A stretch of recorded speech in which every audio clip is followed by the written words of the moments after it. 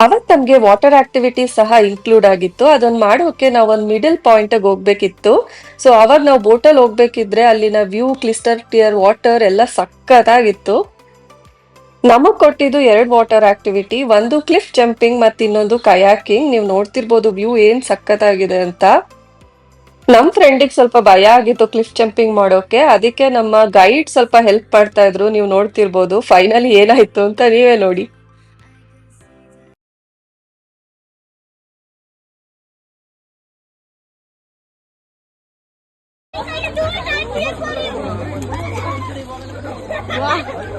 Who stopped you?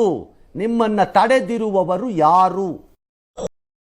ಅವಳಿಗೆ actually height ಇಂದ jump ಮಾಡ್ಲಿಕ್ಕೆ ಆಗ್ಲಿಲ್ಲ. ಸೊ ಅದಕ್ಕೆ ಸಣ್ಣ ಕ್ಲಿಫ್ ಇಂದ ಜಂಪ್ ಮಾಡಿದ್ಲು ಫೈನಲಿ. ಬಟ್ ಆದ್ರೆ ಅಲ್ಲಿಂದ ಜಂಪ್ ಮಾಡ್ಬೇಕಿದ್ರೆ ನಮ್ ಗೈಡ್ ಜಂಪ್ ಮಾಡಕ್ ಹೋಗಿದ್ರು ಆ ಹೈಟ್ ಇಂದ. ಬಟ್ ಅವಳು ಜಂಪ್ ಮಾಡೋದ್ ಬೇಡ ಅಂತ ತಡೆದ್ಲು ಫೈನಲ್ ಮೂಮೆಂಟ್ ಅಲ್ಲಿ.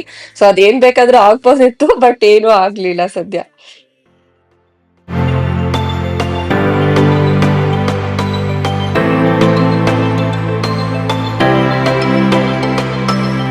ಈ ತರ ನಾವು ವಾಟರ್ ಆಕ್ಟಿವಿಟೀಸ್ ಎಲ್ಲ ಮುಗಿಸ್ಕೊಂಡು ನಾವು ನೆಕ್ಸ್ಟ್ ಕ್ಲೀನೆಸ್ಟ್ ವಿಲೇಜ್ಗೆ ಹೋಗ್ತಾ ಇದ್ವಿ.